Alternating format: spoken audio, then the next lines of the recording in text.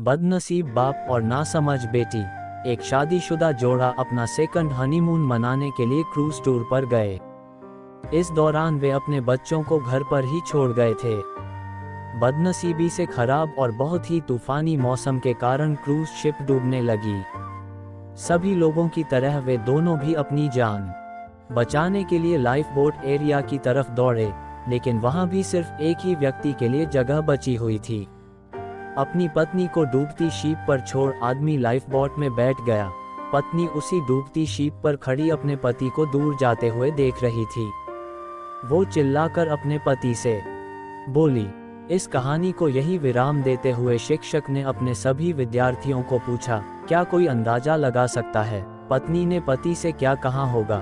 ज्यादातर विद्यार्थियों का एक समान उत्तर था। उन्होंने कहा, पत्नी बोली होगी कि मैंने तुमसे इतना प्यार किया और तुम मुझे इस तरह छोड़कर जा रहे हो। मैं तुमसे नफरत करती हूँ। शिक्षक की नज़र एक शांत बैठे विद्यार्थी पर पड़ी। शिक्षक ने उसे जाकर यह सवाल पूछा। विद्यार्थी बोला, मुझे लगता है वह बोली होगी हमारे बच्चों का ध्यान रखना। शिक्षक को आश्चर्य हुआ। उन्होंने विद्यार्थी से पूछा, क्या तुमने ये कहानी पहले भी सुनी है? विद्यार्थी ने सर हिलाया और बोला, नहीं, लेकिन बीमारी की वजह से दम तोड़ते हुए मेरी माँ ने यही शब्द आखिर में मेरे पिता से कहे थे। शिक्षक ने उस विद्यार्थी को सही जवाब देने के लिए शाबाशी दी।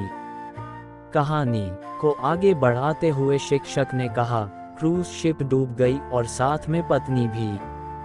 पति घर वापस लौट आया और उसने अकेले ही अपने बच्चों को पाल पोस कर बड़ा किया। कई सालों बाद उस पति की भी मौत हो गई। एक दिन उसकी बेटी, जो उसे अपनी मां की मौत की जिम्मेदार मानती थी, अपने पिता के सामान को साफ करते हुए उसे एक डायरी मिली, जिसे पढ़कर उसे सच्चाई का पता लगा। डायरी में लिखा था, जब उसके माँ बाप उस क्रूज शिप पर गए थे तब उन्हें पहले से ही पता था कि उसकी मम्मी को 3rd स्टेज कैंसर है और इसीलिए वो दोनों आखिरी बार एक साथ ज़्यादा समय बिता सके, इसलिए दोनों अकेले ही उस क्रूज शिप पर गए थे। जब उस शिप पर वह मनहूस समय आया था तब उसके पिता ने उस अकेली बची लाइफ बोट की जगह में बैठने से मना कर दिया था।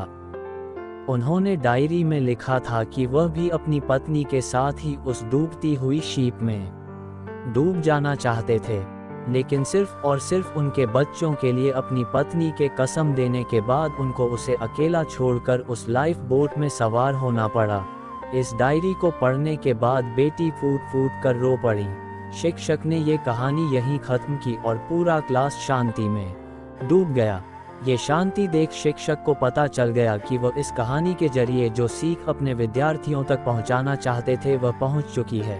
इस दुनिया में अच्छे और बुरे हर तरह के लोग हैं, लेकिन कभी कभी परिस्थितियां ऐसी विकट हो जाती है कि आप बुरे या अच्छे का फैसला नहीं कर पाते। इसीलिए कभी भी हमें कोई भी फैसला लेने में जल्दबाजी नहीं करनी चाहिए। सिर्फ बाहरी चीजों को जान लेने से किया गया फैसला कभी भी सही नहीं हो सकता। बिना किसी जांच पड़ताल के और बिना दूसरों का पॉइंट ऑफ व्यू समझे फैसला करना छोड़ दीजिए। वह जो होटल में आपके खाने का बिल भरते हैं, इसलिए नहीं क्योंकि उन्हें अपने पैसों का घमंड है, बल्कि इसलिए कि वह आपको पैसों से ज़्यादा अहमियत देते हैं। वह जो हमेशा आपकी मदद करने के लिए तैयार रहते हैं, इसलिए नहीं क्योंकि उन्हें आपसे कुछ चाहिए, बल्कि इसलिए क्योंकि वह आप में एक अच्छा दोस्त देखते हैं।